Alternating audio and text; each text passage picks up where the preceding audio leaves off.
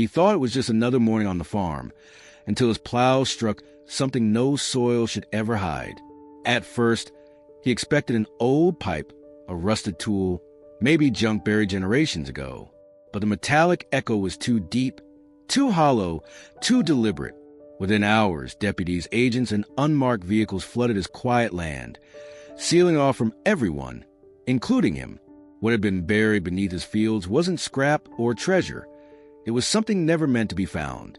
Why was it hidden? Who buried it? And why did the government arrive so fast? This is the story of a farmer who uncovered the unthinkable. Before we continue with this story, make sure to subscribe to the channel, as we have a special story that'll be released soon. The morning had begun like so many others, with a low mist clinging to the fields and the horizon breaking gently into pale bands of light. The air was cool, damp with the memory of night, and carried the faint smell of turned earth. For years, the farmer had risen at the same hour, guiding his tractor through the acres of soil his father once worked before him. The rhythm was steady, the sound of the plow familiar, a song of steel and earth that had marked the season for generations. It was work that rarely surprised him, work that allowed his thoughts to drift while the machine did its steady labor. That morning, however, the rhythm was broken.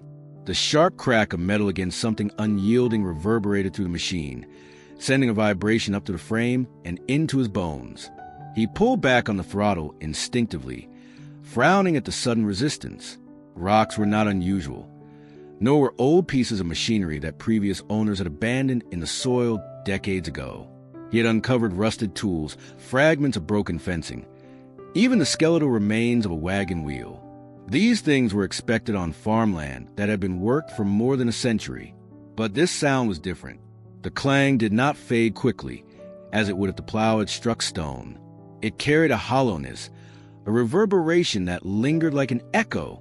He sat still for a moment, letting the tractor idle, listening to the way the air seemed unsettled by it. His first thought was that it might be an oil drum or some forgotten storage tank buried and left to corrode. Farmers in the region sometimes use the fields as makeshift dumping grounds in the years before environmental regulations. He imagined himself digging up nothing more than rusted junk. Yet the sound had weight, as though the earth had given away a secret it was never meant to part with. Curiosity pulled stronger than reason. He shut down the engine, climbing down from the seat, boots sinking into the damp soil as he approached the furrow where the plow had struck. The earth was freshly torn, the dark soil crumbling away to reveal something that caught the early light. At first glance, it appeared to be a flat edge of iron, its surface dull by rust, but still showing the smoothness of worked metal. He crouched, brushing away clumps of soil with the back of his glove, tracing the line as it stretched further than his eye could follow.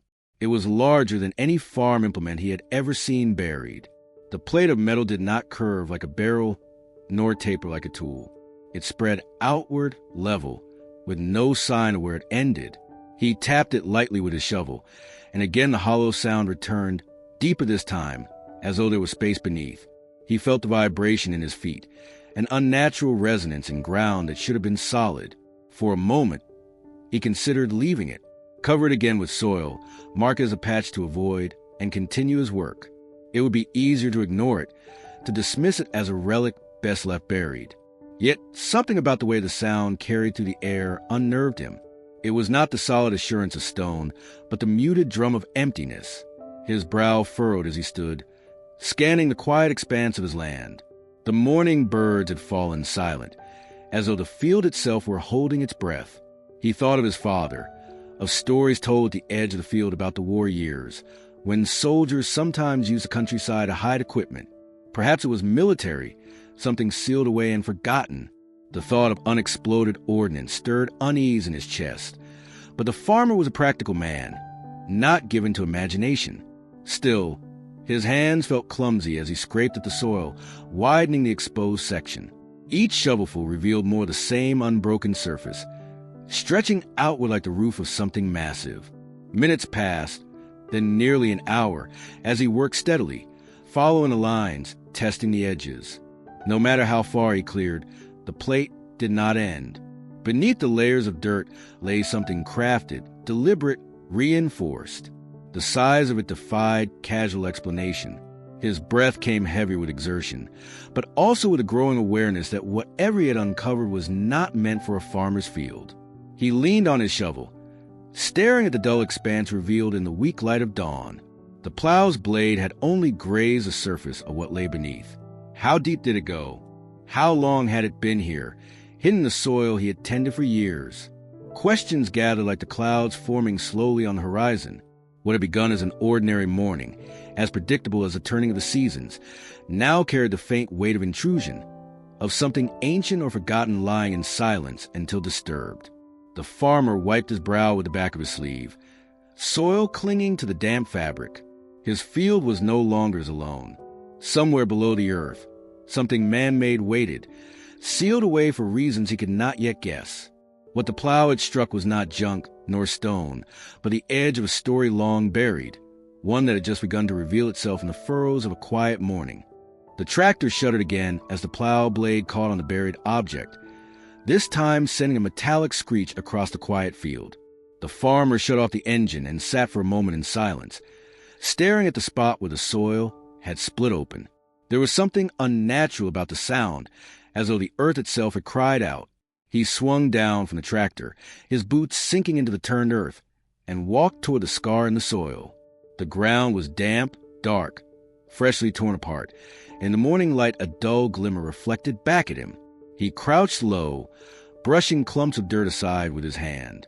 What emerged was not stone, not the splintered wood of an old beam, nor the corroded fragments of discarded farm tools. It was iron, rusted along its edges, but with surfaces that remained unervingly smooth beneath the corrosion. His fingers tapped along its length. The metal gave a hollow reply, a low echo that seemed to travel deeper than the shallow scrape he had uncovered. He froze, listening to the way it resonated, how it seemed to linger in the air longer than it should. Soil was supposed to muffle sound, not carry it. He rose slowly and looked over the field, half expecting someone else to have heard it too. But the farmland was empty, stretching away into the haze of morning. The only company here were crows circling above and the steady hum of insects waking in the grass. He bent again and tapped harder, the shovel's edge ringing against the iron with a tone that carried strangely far. Hollow. It was the only word his mind could settle on. The ground was hiding something that wasn't just a lump of metal. There was space beneath it, the kind of resonance that spoke of depth. The farmer felt the old weight of caution tighten across his chest. For as long as he worked this land, surprises had come in the form of broken glass, buried wire, or long-forgotten tools. He had learned to expect the occasional nuisance, but this felt different. The surface was too wide, the sound too deliberate. This was no stray piece of junk discarded and lost in soil. It was a structure, something built, something meant to last, hidden beneath the furrows of his farm. He dug carefully with the shovel, clearing away strips of earth that clung to the edges of the metal. The more he revealed, the more he understood the scale of what lay beneath. The plate did not taper into an edge but ran straight, continuing past the limits of what it could expose in a single morning's work. He uncovered a seam where two sections of the iron met, riveted together in a way that reminded him of the underside of a ship's hull. Rust coated the joins, but the construction was clear. This was not random. Someone had designed this. He leaned closer, pressing his ear against the cold surface. For a moment, there was only the faint rush of his own blood. Then, as he shifted slightly, he thought he heard something else. The faintest vibration, as though the metal carried a memory of movement long gone. He pulled back sharply, unsettled by the thought that the thing beneath him might not be entirely still. The sun rose higher, catching the rust and making it glow faintly red. He stared at the revealed section, trying to make sense of it. Could be a fuel tank buried by the military decades ago, a shelter of some kind, abandoned and forgotten. The Cold War had left its scars across the countryside, bunkers and silos hidden away in places no one remembered. But those were supposed to be documented, recorded in maps and town records. He had never heard one lying beneath farmland this far out in the countryside. His hand trembled slightly as he lifted the shovel again. He knocked against the surface once more, harder than before. The noise rose sharp and hollow, carrying across the field, bouncing back in echoes he could not explain. It was a kind of sound that made the earth itself feel thinner, as though the soil were only a shallow veil covering something vast. He found himself stepping back, looking at the familiar ground with suspicion. For the first time in all his years working these acres, the land felt foreign to him. Every furrow he plowed, every harvest gathered from the soil seemed suddenly fragile, resting on something far older, far stranger than crops and seasons. The object was buried too deep, too solidly, to have simply been forgotten by chance. Someone had placed it here with intention, sealed it away where no one was meant to disturb it. The farmer stood there, silent, his shovel at his side, listening to the field as though it might offer answers. The breeze shifted to the corn at the far edge of the property, carrying with it only the ordinary sounds of rural life. But the silence around the exposed iron held differently, heavy with suggestion. He could not yet know what lay beneath his feet, but he knew with certainty that the clang of his plow had opened more than just soil. It had struck against a buried secret, and its echo would not easily fade. The shovel bit into the soil with dull scrape, the farmer working carefully now, slower than he would for any ordinary obstruction. Each clump of dirt he lifted revealed more of the strange surface below, and the shape of it began to emerge in ways that made his stomach tighten. This was no random scrap, no discarded machine part. The plate beneath the earth was broad, extending in every direction he tried to follow. It was not simply a flat slab either. The light caught upon grooves and ridges, subtle but unmistakably intentional, as if etched by tools long forgotten. The smoothness of some sections spoke of precision, while others bore faint patterns that looked more like symbols than mere weathering. He paused, leaning on the handle of his shovel, sweat dampening the collar of his shirt despite the cool air of morning. For a moment, he tried to frame it within the limits of reason. Perhaps it was part of a silo buried during the war years, or an old piece of machinery the county had decided to dispose of when no one was watching. But none of those explanations held. This wasn't a barrel, nor a tank, nor the chassis of a vehicle. It was larger, deliberate, too exact in its geometry to be dismissed as farm debris. He knelt, brushing away loose soil with his hand. The texture of the surface beneath his fingertips was unsettling. Some areas were so smooth they reflected the faint light of the rising sun, even to the coating of rust and age. Others bore raised ridges that intersected at angles too precise to be natural. He traced one line with his fingertip and realized it formed part of a pattern, an embossed shape that looked almost architectural. The longer he studied it, the more it resembled a design rather than wear. The earth around him seemed to settle into silence. The usual morning chorus of birds was distant now, muffled by his focus, or perhaps muted by something heavier in the air. He tapped the surface again with the metal edge of the shovel. The sound that answered was hollow, echoing, and deeper than before. It reverberated faintly in his chest, a sound out of place on farmland that should have yielded only stone and soil. He imagined the plate extending far beneath him, part of something vast, hidden for longer than any memory could recall. Caution wrestled with curiosity. He knew he could cover it back up, walk away, tell himself it was nothing worth the trouble. Yet the more of it he revealed, the more he understood that he had stumbled upon something that was never meant to be touched by the plow. His hands moved almost against his better judgment, digging further, widening the wound in the soil. Each shovelful of dirt gave way to more of the strange metal, stretching outward in a geometry that defied the randomness of burial. After nearly an hour, he had exposed a section large enough to see its design clearly. The surface bore a faint lattice of lines, intersecting at right angles, like the framework of a hatch or a panel. At its center was a circle embossed into the metal, its edges raised, as though marking the boundary of something that could once open. His heart beat faster at the realization. It was not just buried. It was sealed. Whatever this was, it had been placed here with purpose, constructed to be hidden and to remain hidden. He sat back on his heels, breathing heavily, staring at the strange geometry before him. The soil clung to his gloves and boots, and sweat beaded along his brow. A memory of his father's voice stirred in him, a story of how men during hard years would bury what they could not carry, how land often kept secrets for those desperate to hide them. Yet this was not the work of a farmer or a fugitive. This was something else entirely. The symmetry, the deliberate craft, the scale, None of it belonged in a quiet Vermont field. He felt the unsettling thought creep into his mind. Perhaps the land had never truly been his. He had worked it, plowed it, harvested from it. But beneath, it had harbored something older, something that did not belong to him or to the rhythms of farming. His land had been keeping a secret, one that now threatened to change everything he thought he knew about the soil under his boots. The wind stirred, carrying with it the faint rustle of corn stalks at the far edge of the property. He sat in silence, listening, half expecting another sound to rise from below, some signal from the hollow chamber he now believed lay beneath. The embossed circle stared back at him, waiting like a door in the earth that had not been touched for generations. His hands trembled slightly as he set the shovel aside, pressing his palm against the cold metal. It felt wrong in a way he could not name, foreign, deliberate, like the skin of something alive beneath the soil. He pulled his hand back quickly, glancing around at the emptiness of the field. The geometry unsettled him more than he cared to admit. It was not junk, nor accident, nor relic. It was design. And designs meant intention. Whatever lay beneath this farmland had been built, and it was not meant to be found by a farmer's plow. Yet here it was, exposed to the light of morning for the first time in who knew how many years, staring back at him with its strange embossed patterns, as though daring him to keep digging.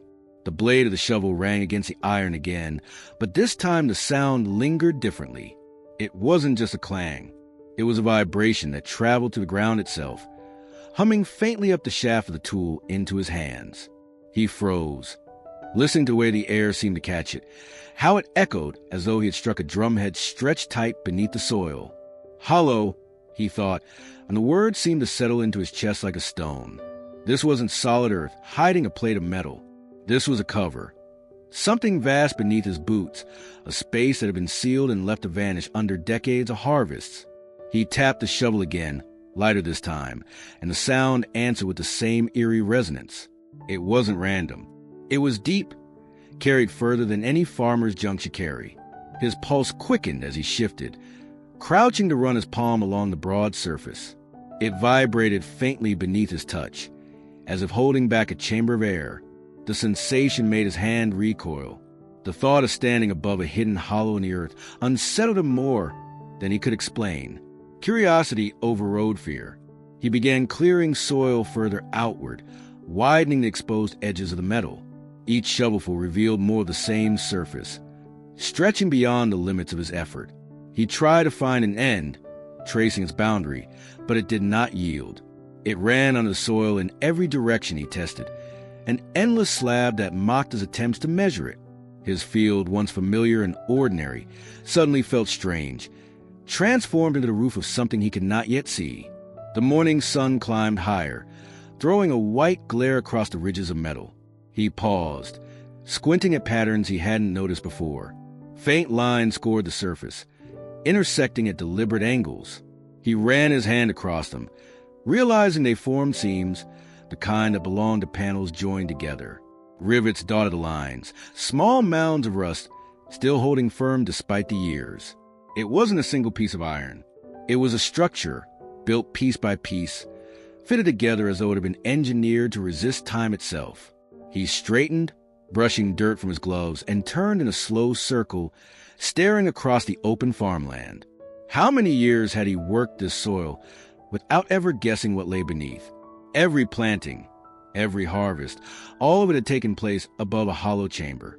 The realization chilled him. He looked toward the farmhouse in the distance, its outline blurred by heat rising from the soil, and he felt the weight of secrecy press upon him. He had thought of this land as his, bound in by inheritance and labor. But something else had claimed it long before, something that had been sealed away and left hidden. The ground seemed thinner now. Where once he had felt the solidity of soil beneath his boots, now he imagined empty space, a void stretching below. The echo of his shovel still clung to his ears. It was too large to be a container, too carefully built to be accident. Vault. The word crept into his mind unbidden. He was standing not on farmland, but on the roof of a vault, a sealed chamber that someone had gone to great lengths to conceal. He drove the shovel down again, not to dig, but to listen. The vibration traveled out in a low hum, rippling through the buried metal. He shifted a few paces and struck again. The same hollow response followed. He tested in another direction and another. Each time the echo came back, proving that the chamber stretched wide beneath him, larger than his eyes could trace on the surface. He tried to imagine its size, its depth, what it might contain. Treasure was an easy thought, but he dismissed it as childish. No one built something this deliberate simply to bury coins. His shoulders tightened with unease. What if it was military? A forgotten installation from the war years, packed with dangerous contents best left untouched? He thought of his children running across the field in summers past, laughing, playing without any sense of what lay beneath. The thought made him grip the shovel tighter, his knuckles white. If there was danger below, it had been there all along, biding its time under their feet. He crouched again, scraping dirt from the embossed circle he'd uncovered earlier. Now, in the context of the hollow sound, it looked less like decoration and more like an entrance, some kind of hatch designed to open when needed, then sealed against intrusion. His breath caught as he considered the weight of it. Whatever was beneath him wasn't simply hidden. It was protected. The breeze across the field stirred, carrying the rustle of leaves from the distant tree line. But even that natural sound seemed distant, muted against the heavy silence that had settled here. He leaned on the shovel, staring at the vast expanse of metal, and for the first time he felt small in his own land. The soil had been his work, his livelihood, but the hollow beneath whispered of another purpose, another history buried deeper than his plow could reach. He stood in the stillness, the sunlight glaring against rust and iron, and he knew with certainty that he was no longer alone in his field. Something had been waiting beneath, something enclosed and forgotten, and it had only revealed itself because chance and steel had torn the earth away. His land was not just farmland anymore. It was the lid of a vault, and the weight of what that meant pressed on him like the soil itself. By late morning, the discovery was no longer his alone. The quiet of the field had given way to murmurs and the crunch of boots over soil as neighbors drifted in, drawn by the story already making its way along the rural road. Word in the countryside traveled faster than most would admit, carried on phone calls, passing trucks, and the invisible thread of curiosity that bound the small community together. By the time the farmer had set his shovel aside, 3 men from the next farm overstood at the edge of the furrow, their arms crossed, eyes narrowed at the strange sheet of rusted metal that broke the skin of the earth. They circled it warily, offering guesses in half-whispered tones. One man spat into the soil and muttered there was probably nothing more than an old septic tank, buried and forgotten when the land had been divided decades ago. Another shook his head, pointing to the riveted seams and embossed markings that still showed faintly in the sunlight. Tanks, he said, were round and practical, not built like this. He wondered aloud if it might be military, some relic left behind during the fever years of the Cold War, when rumors of bunkers and shelters had drifted to the countryside like fog. A third neighbor, older than the rest, stood quietly before suggesting in a low voice that it might be best to leave alone. Some things, he said, were buried for good reason. The farmer listened, but his mind refused to settle on any of their explanations. He had heard the hollow echo himself, felt the vibration beneath his boots when the shovel struck. This was no simple tank, no farmer's junk, no septic system waiting to be ignored. Whatever it was, it had been built with intention, sealed, and hidden. His own sense of responsibility grew heavier with every passing minute. If it was dangerous, he could not leave it for curious children to stumble upon, nor could he pretend it was just another stone to work around. The air around it felt charged, as though the earth had shifted since the plow first struck metal. The neighbors pressed him for answers, asking what he intended to do. He looked over the broad surface, soil clinging to its edges, and felt the weight of the decision. This was his land, his discovery, but the presence of others made it clear it would not remain private. The thought of leaving it, covering it back over, and pretending it was never there filled him with unease. It would only fester in his mind, a secret waiting to break through again. He glanced at the farmhouse in the distance, then back to the faces of the men who had come to see. Their expressions carried expectation and unease alike, as though waiting for him to name what none of them wished to admit. At last, he pulled his phone from his pocket, the screen smudged from work-worn hands. His thumb hesitated for a moment before pressing the number of the county sheriff's office. The dispatcher's voice was calm, almost bored, until he mentioned the words that changed everything. Metal chamber. He had tried to explain it plainly, describing the size, the rivets, the hollow sound, but it was those two words that sharpened the tone on the other end of the line. The voice grew alert, asking him to stay put, to keep others back, to wait. They would send a unit immediately. When he ended the call, silence returned among the gathered men. Their conversation stopped at once, as though the mention of law enforcement had shifted the discovery into a different realm. What had been idle speculation now carried the weight of official concern. The farmer felt a knot tighten in his chest. It was no longer just his curiosity at stake, no longer just a mystery in his soil. With the sheriff's office involved, the matter had moved into something larger, something beyond the control of one man and his plow. The minutes that followed stretched long. More neighbors arrived, leaning on fence posts or idling trucks along the road, waiting for the first flash of lights. The farmer stood near the exposed metal, his boots pressed into the soil. He had worked for years, feeling now like a stranger on his own land. The chamber beneath his feet seemed to grow heavier in his mind with each passing moment, as though we're listening to the stirrings above. The field no longer looked familiar. It felt like the threshold of something concealed, a vault breaking its silence after too many years. When the first siren wailed faintly in the distance, a murmur passed through the crowd. The farmer's hands clenched at his sides. He knew there was no turning back. Whatever lay beneath his land was about to be pulled into the light, and it would not be him who decided how deep the digging would go. The sound of tires crunching over gravel drew every eye toward the road. The first patrol car rolled up the lane with its lights flashing but no siren, moving slow and deliberate, as if unsure of what exactly it was driving toward. Dust rose behind it, glowing in the noon sun. The farmer felt his throat tighten as the car stopped near the edge of the field. Two deputies stepped out, their uniforms sharp against the backdrop of tilled soil, their boots carrying the authority of men accustomed to order. They approached with a kind of measured pace that spoke less of urgency and more of caution. He led them to the furrow where the metal plate lay exposed, soil clinging to its ridge seams. The deputies bent low, their flashlights sweeping across the surface despite the daylight, beams bouncing off rusted iron and embossed lines. The older of the two ran his gloved hand across the grooves, tapping lightly with his knuckle. The hollow sound rose again, the same echo that had unsettled the farmer earlier that morning. The deputy's expression shifted almost imperceptibly, but was enough to confirm what the farmer already knew. This was no ordinary find. The younger deputy straightened, frowning as he scribbled in a small notebook. "Not farm equipment," he said under his breath, though loud enough for the farmer to hear.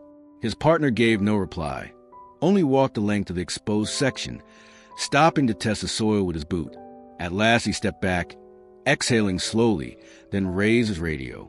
His voice carried across the field, clipped and professional, but the words sent a fresh wave of unease to the small gathering of neighbors. "We need backup, possible underground structure, requesting specialist support." The farmer shifted his weight, his hands heavy at his sides. Until that moment, the discovery had belonged to him. Even with neighbors crowding the edge of the field, it had still been his land, his shovel uncovering the hidden surface. But hearing it relayed across official channels changed everything. Now it was evidence, a matter for authorities, something cataloged and marked in a system larger than him. His farm had become a sight. More vehicles arrived within the hour, another patrol car, then a county truck carrying cones and barriers. Deputies moved with quiet efficiency, stringing tape to keep the growing crowd at a distance. The once quiet field, a place where it spent countless solitary mornings, now bristled with movement and muttered orders. Neighbors who had spoken freely an hour earlier fell into uneasy silence, whispering only when backs were turned. The metal plate at the center of it all sat half-buried, mute, yet commanding attention like a monument. One deputy knelt again, shining his light along the seams. He muttered about welds, about construction too deliberate for farm use. Another tested the ground with a steel rod, pushing deep until it struck metal again only a few feet away. They tested in several directions, and each time met the same resistance. The hollow echoed with each strike, proving the chamber extended well beyond what the eye could see. The farmer stood apart, his boots sinking into the soil, watching his land transform under their hands.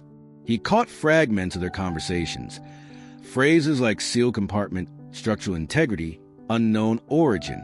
None of the words sounded like anything that belonged in the vocabulary of farming.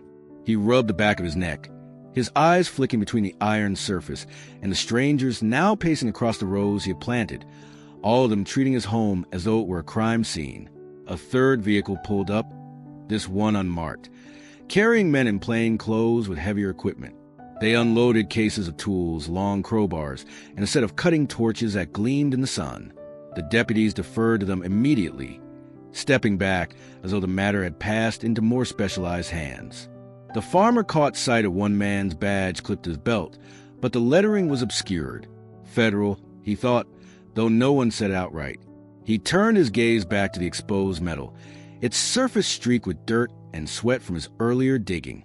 It looked different now, less like a strange relic and more like the lid of something vast, its weight pressing silently against the air above. He remembered the first clang of the plow, the hollow sound that had traveled up into his bones, and felt again the tremor of unease that had taken root in him. What had seemed like his discovery was quickly slipping away, absorbed into the machinery of authority. Voices carried across the field, radios crackling with updates. One of the plainclothed men crouched to measure the embossed circle at the center of the plate, his tape line stretching across the grooves. Another examined the rivets, muttering about engineering techniques not commonly used in civilian projects. Each observation drew more attention, each note pulling the mystery deeper into the realm of official investigation. The farmer felt smaller with every passing minute, as though the land itself had been taken from him piece by piece.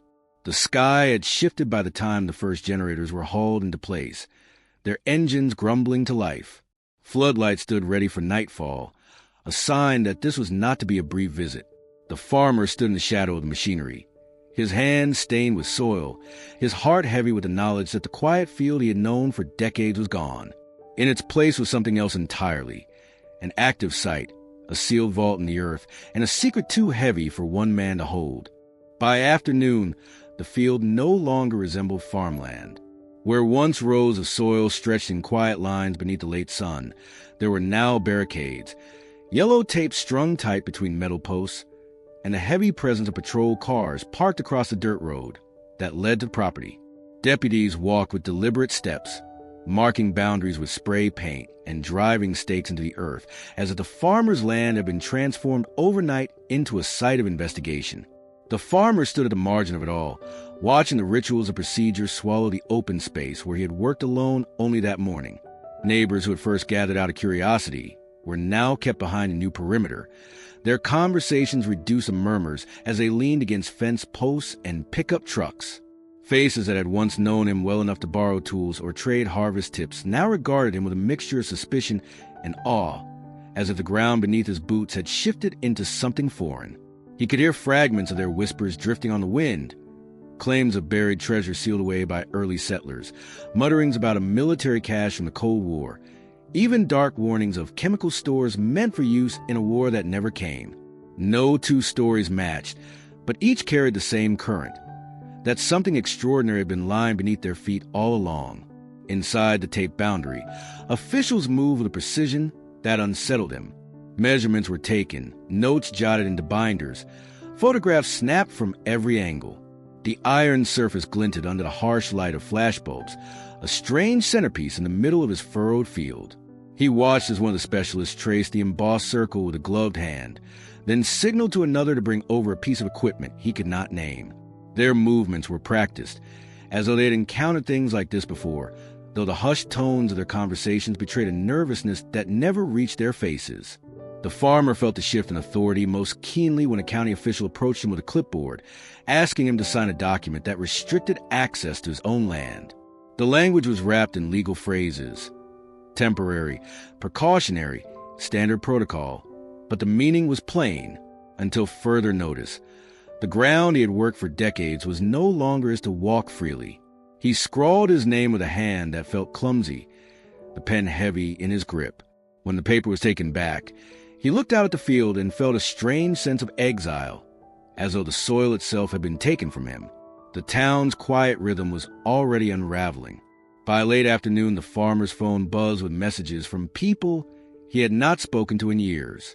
Old acquaintances asked whether the rumors were true, whether he had really found a vault filled with gold, or whether the government was seizing his property for some buried weapon. One voice message, hushed and urgent, warned him to be careful, that secrets buried by the government were rarely meant to be uncovered. He deleted it, but the unease remained. From the road, children on bicycles lingered to watch, their eyes wide as they peered at the flashing lights and the officials moving like actors on a stage.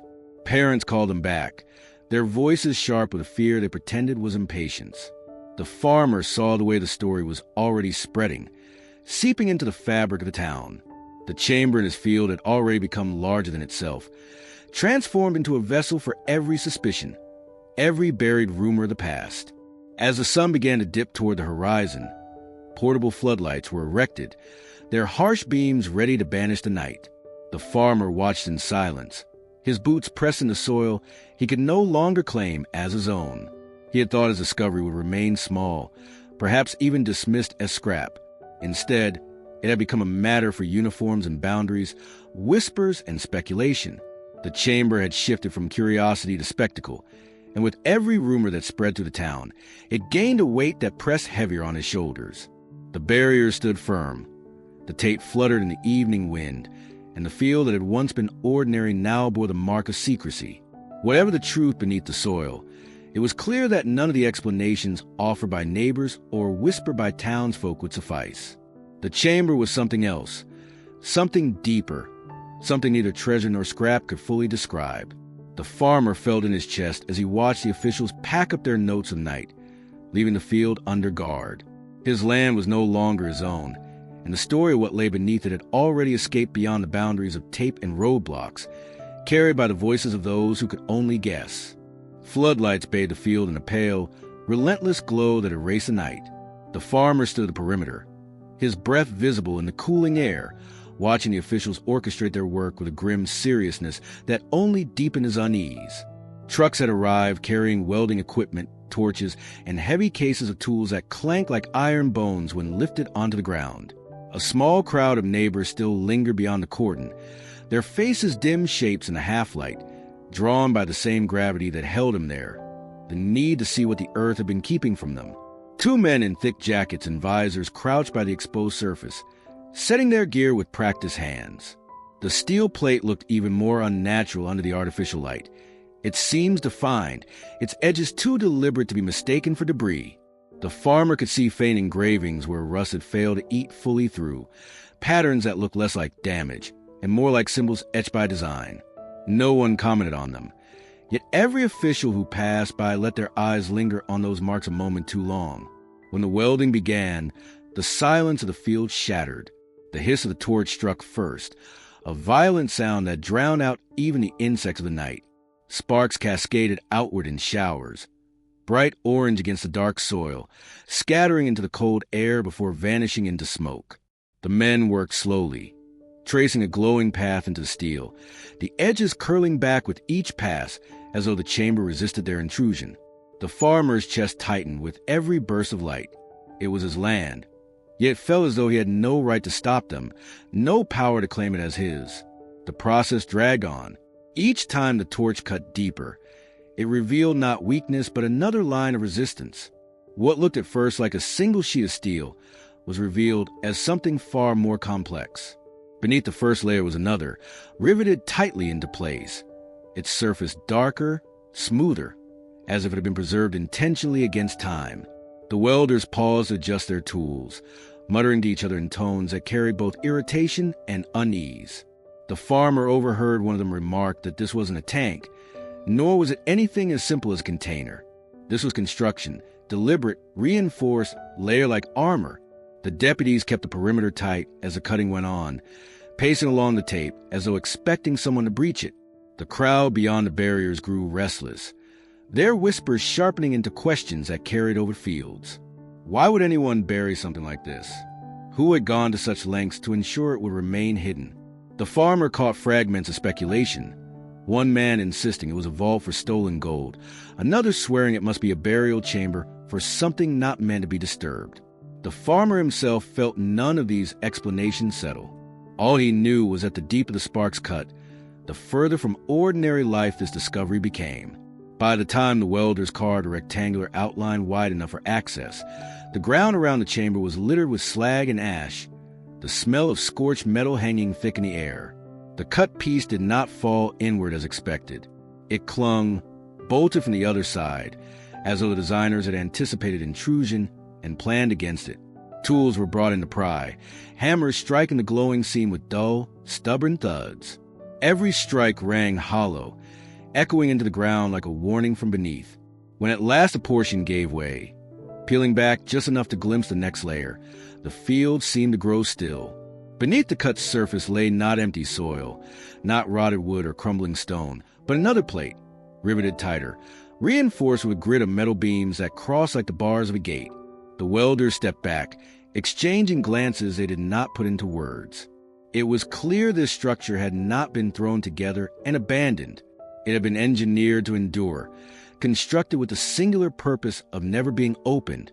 The farmer's stomach sank as he realized how deliberate it all was. This was no accident, no forgotten relic of farming or war. Someone had built this chamber and buried it with the intention that it remain sealed. Yet here it was, exposed under floodlights, the work of decades or centuries undone by a single clang of a plow. The farmer pressed his hands into his pockets, listening to the officials debate their next move. Their voices clipped and uneasy. The sparks still smoldered in the dirt, and the air smelled of iron and secrecy. What lay beneath was no longer just hidden. It was guarded, as though the chamber itself had been designed to resist every attempt to uncover its contents. The night had grown heavy by the time the welders finished their work.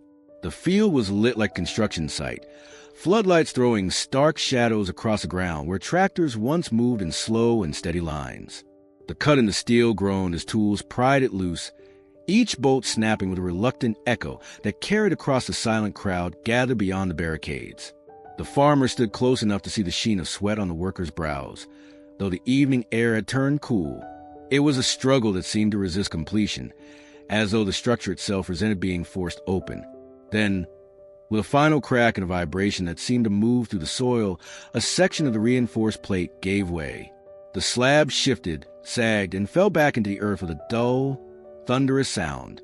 For a moment, no one moved. A dark opening yawned where there had once been only field and steel, a cavity that swallowed the light rather than reflected it.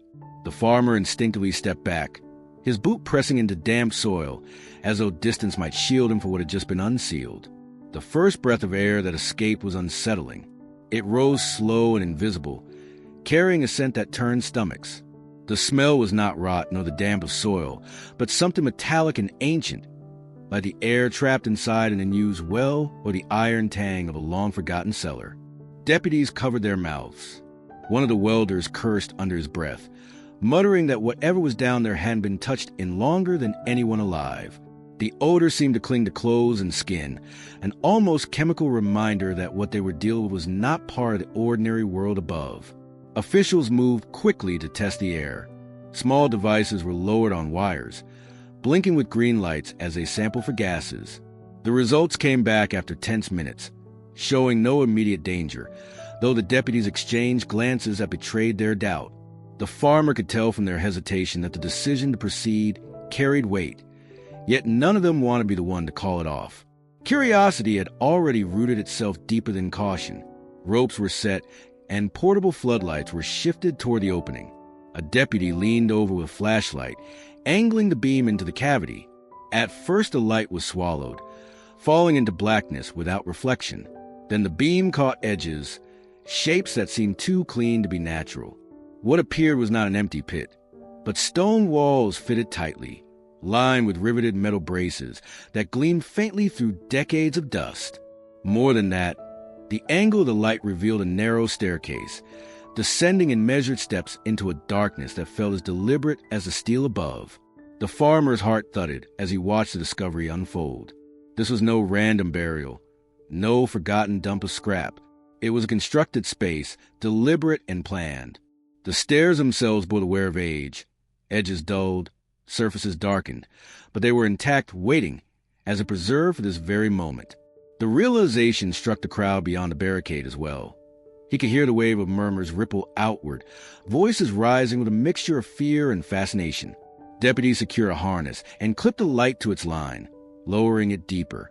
The bulb swung as it descended, casting erratic beams across the chamber. The walls stretched wider the lower the light went, revealing a space that opened beyond the staircase, though the full shape could not yet be seen. Dust rose in faint clouds, disturbed for the first time in what might have been centuries. The farmer's throat tightened as he watched, his imagination chasing the possibilities of what had been sealed so carefully beneath his land. The officials exchanged clipped words, debating whether to descend immediately or wait for additional specialists. But the weight of curiosity was too strong. One deputy, harness strapped tight, prepared himself to go down. He adjusted his helmet, clipped his line, and gave a terse nod to his partner. For the farmer, watching that first step taken down into the darkness was like seeing someone cross a threshold that should have remained shut.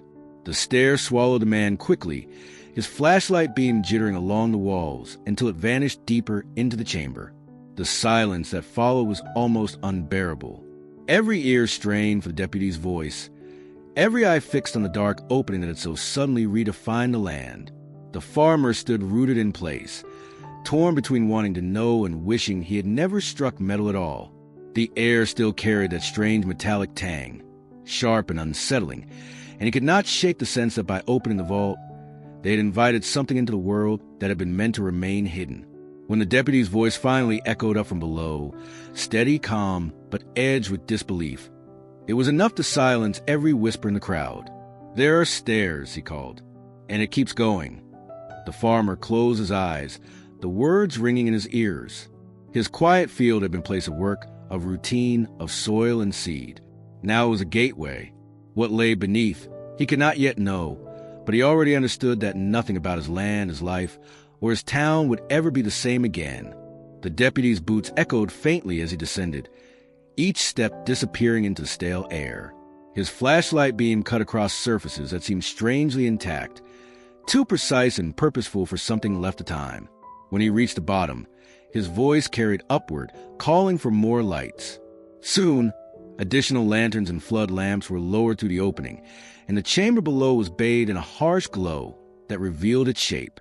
The farmer, craning from above, could only glimpse pieces at first, the glint of steel rivets, the dull gray of aged concrete, and the unnerving order of it all.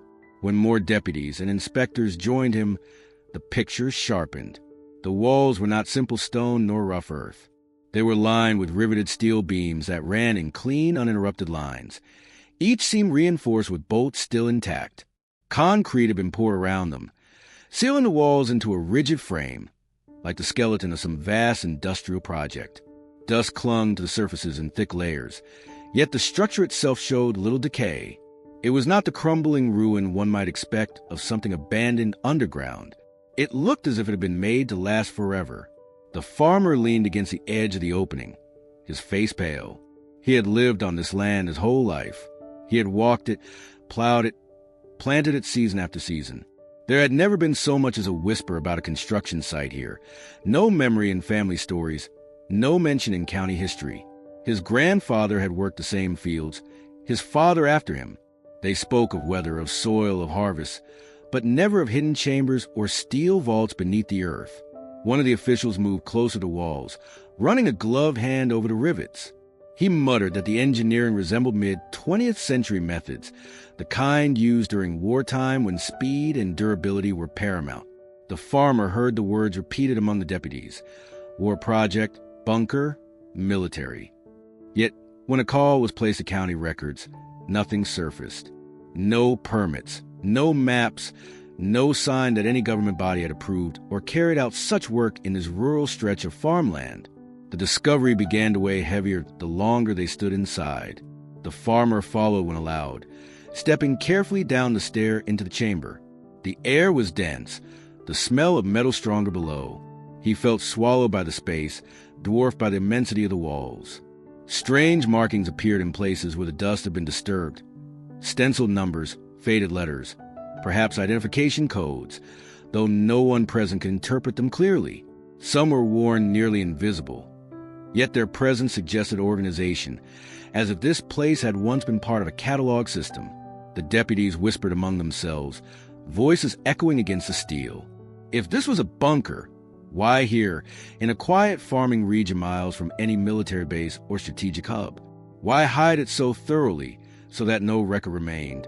One officer suggested it might have been a test site, built in secrecy and abandoned once its purpose was complete.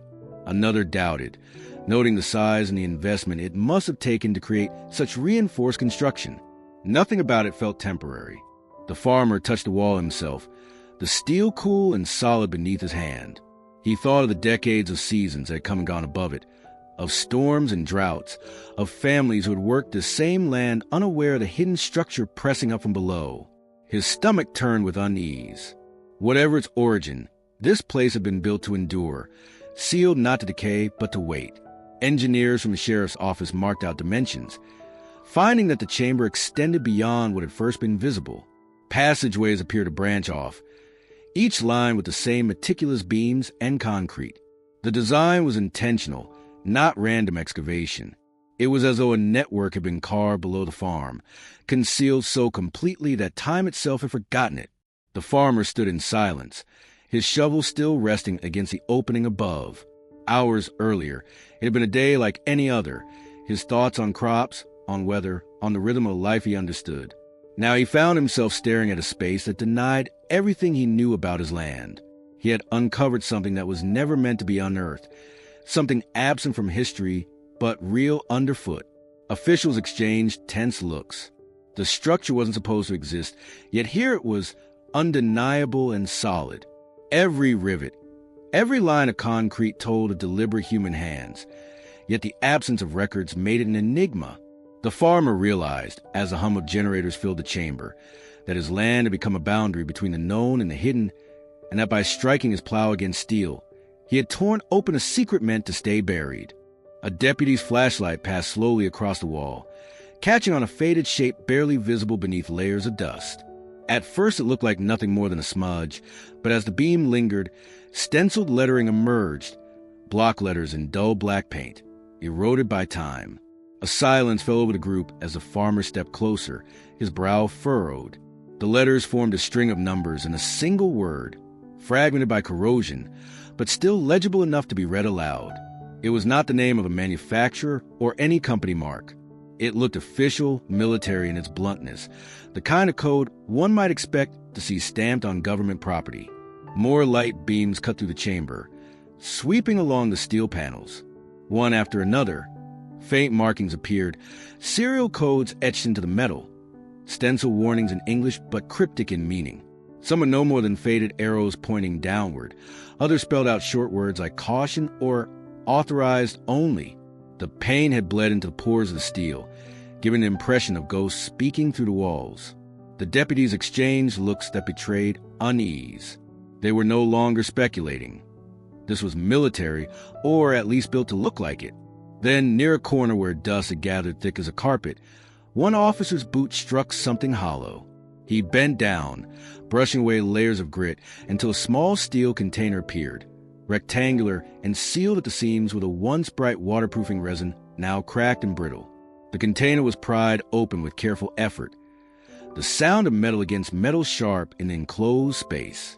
Inside lay stacks of papers, bundled together with rotting twine. Their edges were swollen from damp, their ink bled in places, but the print was still legible in patches. The farmer craned forward as one deputy carefully lifted the first sheet. The text was typewritten, the ink faded to gray. Across the top, a bold heading announced Operation, followed by a name unfamiliar to every ear in the chamber. The word carried a strange weight, like something that had once been spoken often in closed rooms, but had since been erased from collective memory. No one present could recall hearing it before. Another bundle revealed similar headings, each document tied to different operations, each name more cryptic than the last. Code names that offered no explanation, only mystery. As the officer sifted through the fragile pages, the fragments of sentences painted no clear picture. Some lines referred to containment protocols and material relocation. Others mentioned restricted access under penalty of federal prosecution.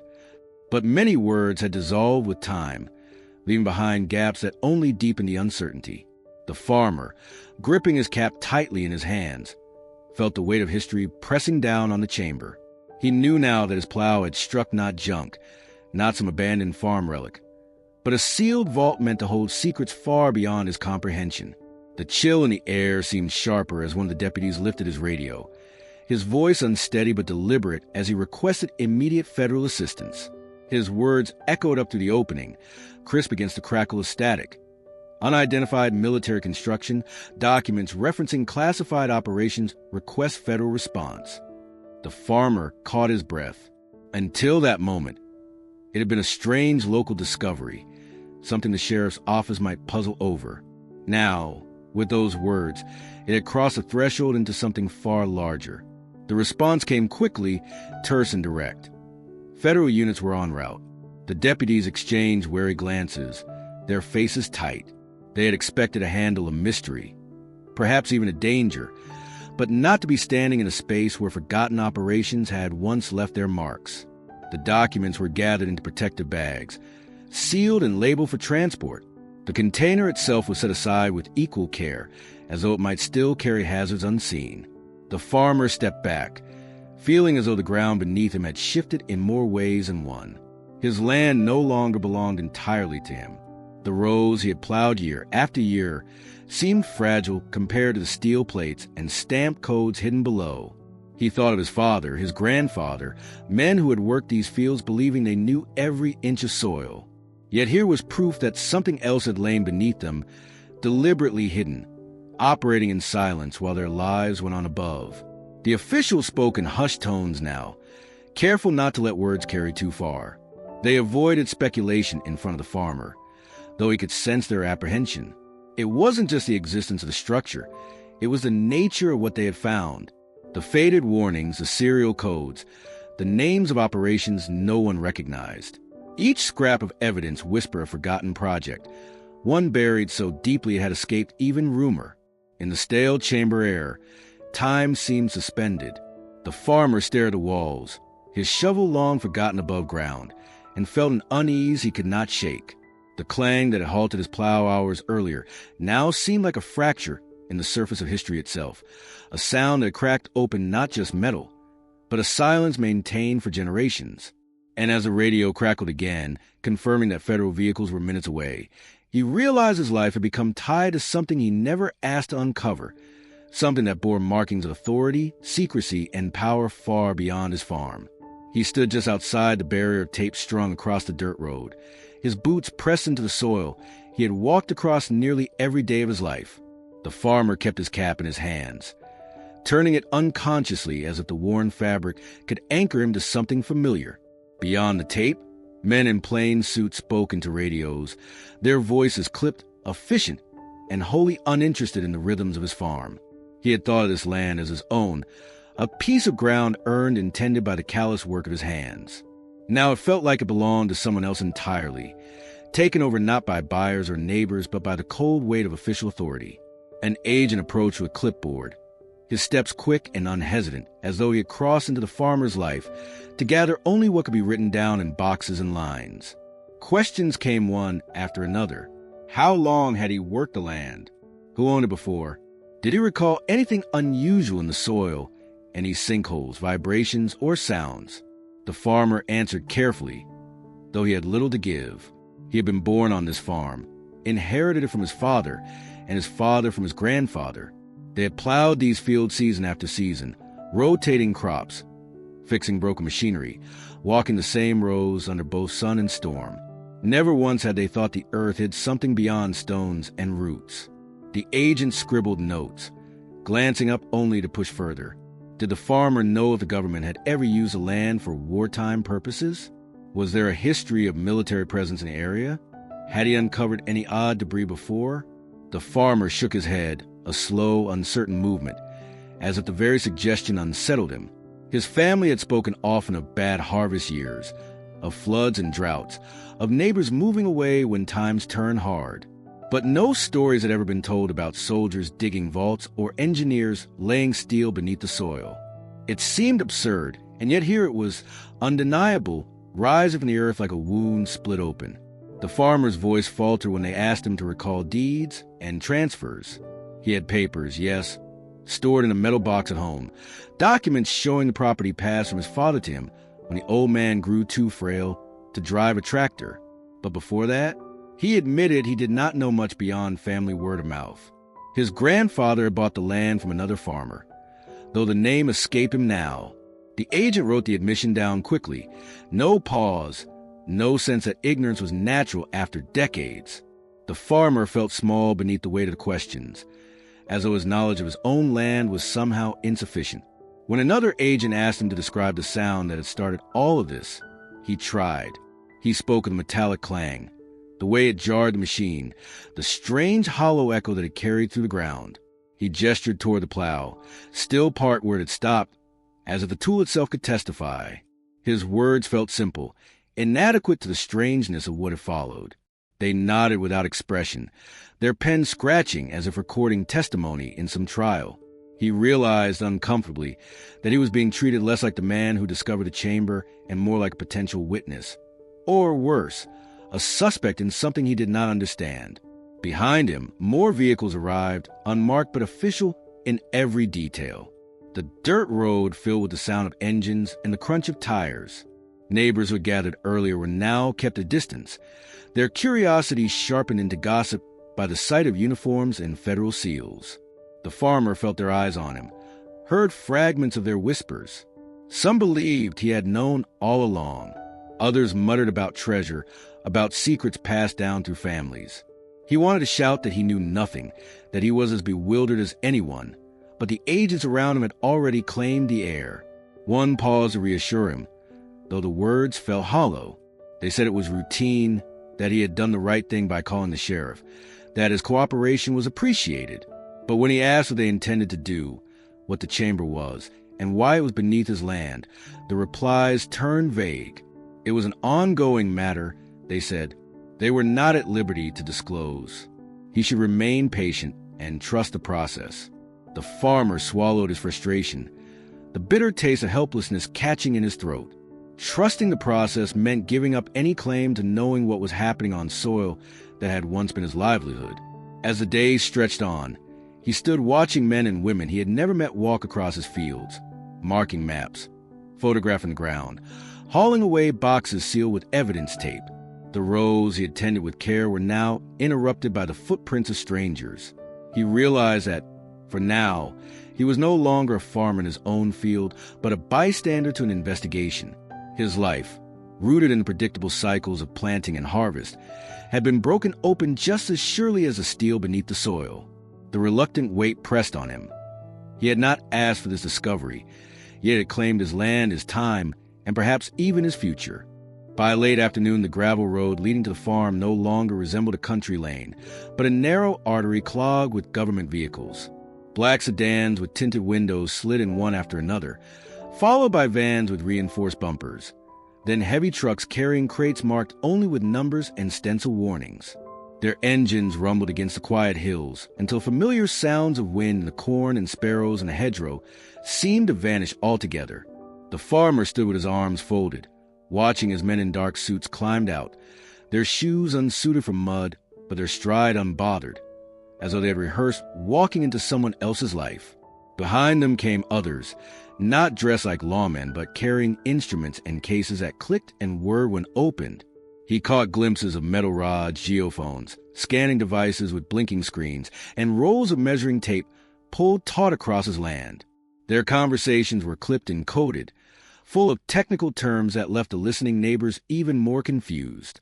Some of the team carried themselves with the stiffness of military training, while others, geologists perhaps, stooped quickly to the soil, filling sample jars as if the dirt itself contained a confession. Orders were given without announcement, a chain of authority unfolding before anyone had introduced themselves. One man, his badge never shown but his presence enough, raised a hand and declared that no photographs were to be taken. Locals who had gathered with phones in hand were told firmly that cameras and recordings were prohibited. A deputy collected devices from those too slow to hide them, the gesture equal parts warning and confiscation. The farmer's own son, who had come out with a simple digital camera to capture what might have been the strangest day the farm had ever seen, lowered it reluctantly as an agent fixed him with a stare that silenced protest before it could form. A perimeter was drawn with precision. Stakes were driven into ground and lines of bright tape unrolled, encircling the exposed metal and extending far beyond. Armed personnel appeared at the road, their patrol not loud but unmistakably final, a barrier no neighbor dared cross. The townsfolk who had drifted in from curiosity now found themselves herded back. Pushed behind the tape, their murmurs hushed into uneasy silence. Some exchanged knowing looks. Others turned away muttering that this was bigger than all of them. The farmer shifted uneasily. Only hours ago, he had guided a plow across this very ground, the blades cutting clean through soil he knew like a second skin. Now, he was told to remain still, to keep to the side, to answer questions only when spoken to. His boots itched to move forward, to touch the soil again, but every step toward the corner was met with an unyielding shake of the head or a flat-palm gesture to stay back. The land had not moved, yet it no longer belonged to him. Men in suits clustered around a folding table quickly erected beside the barn. Maps were unrolled, aerial photographs pinned flat with stones, and satellite images spread beside them. Fingers traced lines a farmer could not see. Circles were drawn and coordinates noted. He recognized a property only in outline, stripped of the details that had filled his life. The broken fence post near the north row, the stubborn willow at the creek's bend, the patch of soil that never drained properly in spring. To them, it was only a grid, a set of calculations. When the first of the specialists descended into the cut section of metal, silence fell above ground. Workers lowered ropes and lights, their shadows stretching long in the dimming sun. Those left above spoke in hushed tones, clipped jargon passing between them like coded instructions. One of the geologists returned to the surface, his expression pale, lips pressed thin. He whispered something to a man in uniform, and the response was immediate. More equipment, heavier lighting, increased security. The farmer caught none of the words, but the urgency was unmistakable. Neighbors who had once scoffed at the discovery was nothing more than a rusted septic tank now whispered with wide eyes about bunkers, weapons, and secrets meant to stay buried.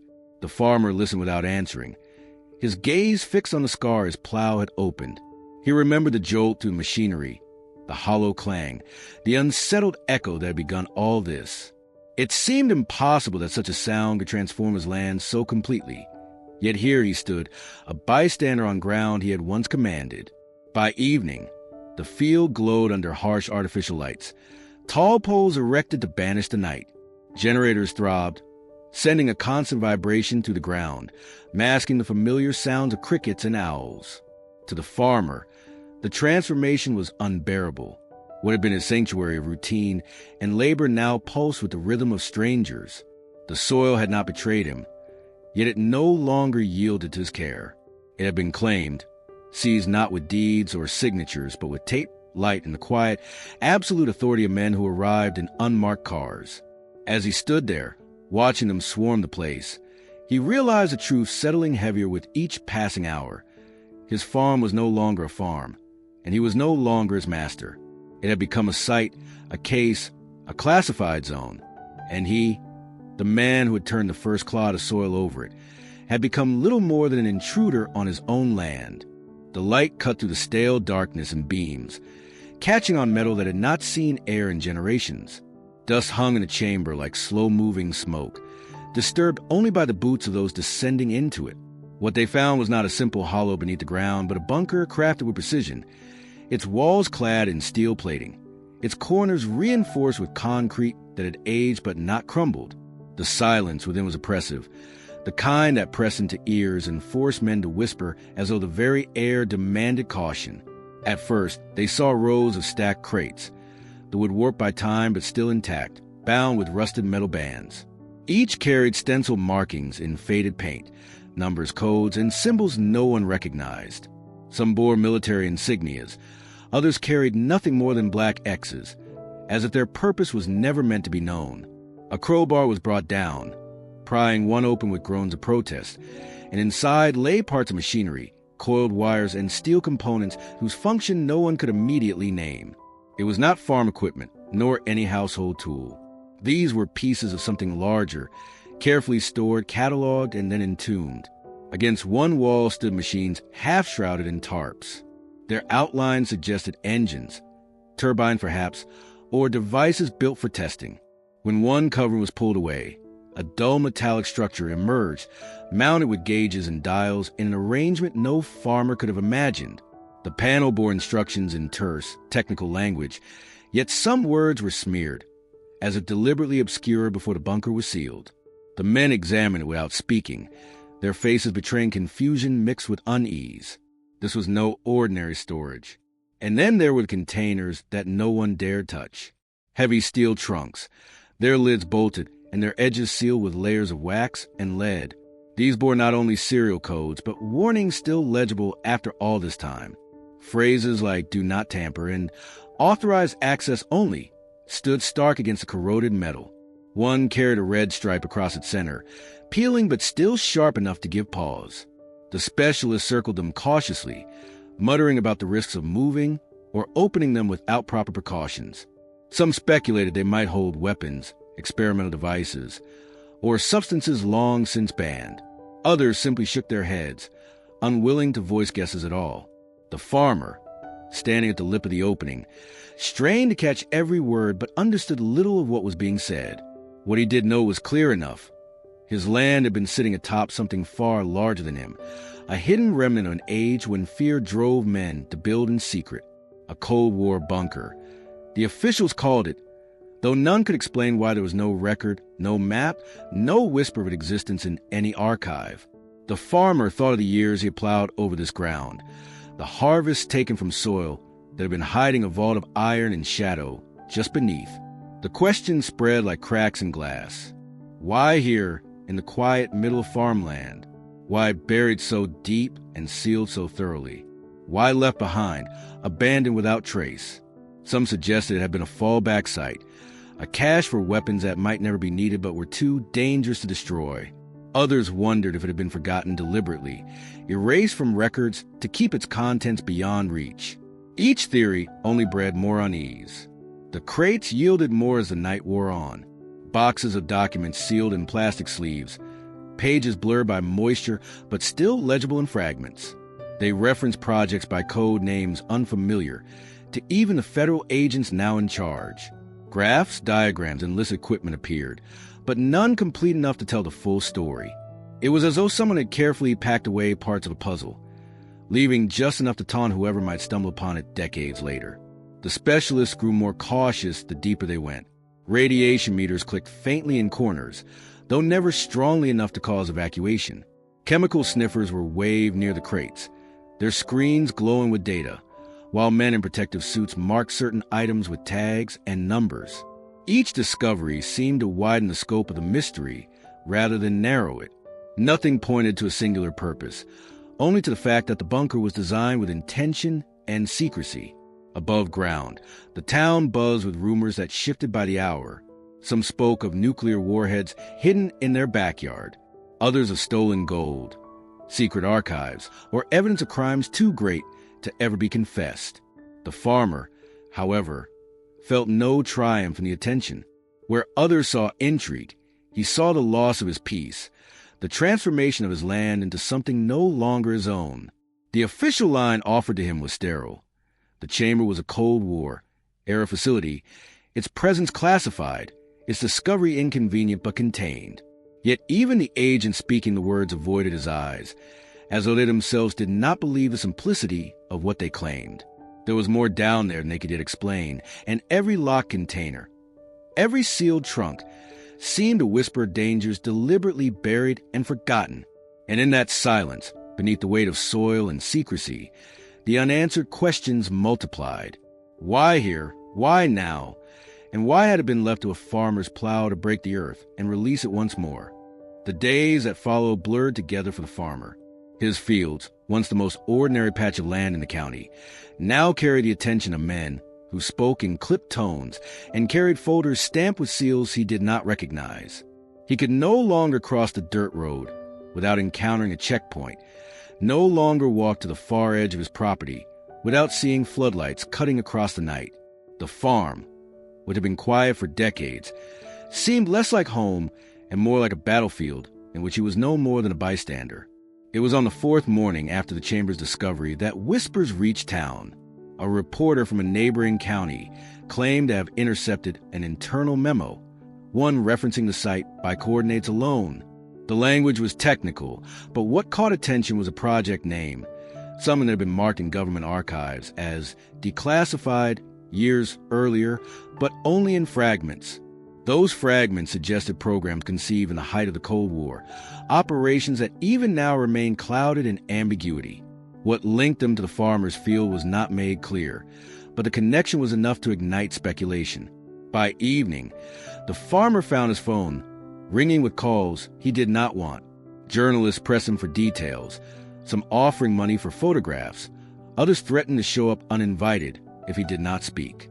He said nothing, partly because he had nothing to offer, and partly because he sensed that speaking would make things worse. Federal officials reminded him of confidentiality, warning that revealing what he had seen might place him in violation of laws he had never heard of. His silence was less a choice than a condition imposed on him. The townspeople grew restless. In diners and church basements, conversations swirled with theories. Some claimed it was a weapons cache, others evolved as stolen documents, still others a forgotten fallout shelter. The farmer, overhearing such talk, wished he could correct them, but he realized he could not. He did not understand what had been buried beneath his soil any better than they did. He only knew that whatever was had been meant to stay hidden, sealed away by men who never intended for anyone to find it. Then came the letter, slid under his door without a stamp, its envelope unmarked. Inside was a photocopy of file page, blurred and worn, with a header referencing an operation by name. Something foreign to him, yet spoken with weight. The page contained lines about storage, containment, and relocation. Coordinates were listed, the same numbers he had heard agents recite at the site. The farmer stared at the paper, unsure if it was genuine, unsure if he had been targeted by someone inside the investigation or by outsiders seeking to sow panic. He burned the letter in his stove before dawn, but the image of it lingered in his mind, word for word. The legal complications came swiftly after. Lawyers representing the government argued that the ground was no longer his in any meaningful way, that what lay beneath it had never been his to claim. He retained his house, his barn, his topsoil, but beneath a certain depth, they insisted, ownership belonged to the state. He hired no attorney, knowing he could not match their resources, and instead signed papers handed to him with little explanation. Each signature felt like an erasure of the life he had known, piece by piece. There were those who told him he was fortunate, that others in his position would have been dragged into courtrooms or worse. But fortune, as he saw it, was the ability to plow in peace, to work land that answered only to seasons and weather. That fortune was gone now. Even if the machinery and tents disappeared one day, the field would never feel the same. He would know what lay beneath, and that knowledge was heavier than any stone his plow had ever struck. What the file proved, if anything, was left deliberately vague. Officials denied it publicly, dismissing the leaks as misunderstandings of old records. Yet the farmer noticed how their tone shifted afterward, how the men who once carried themselves with indifference now moved with sharper purpose. Whatever truth the paper hinted, it had unsettled even them. In the end, no treasure came from the ground, no fortune to repay years of toil. There were only questions deeper than the soil, heavier than the machinery pulled from the chamber. The farmer understood now that his land had never truly been his, not in the way he had believed. For generations, he had been a caretaker of something sealed away, a secret buried long before his family set foot on that field. It had lain there in silence, waiting for the right moment, for the strike of metal against metal to wake it. And when it did, it left him not with answers, but with the kind of silence that follows when something greater than you has shifted permanently beneath your feet.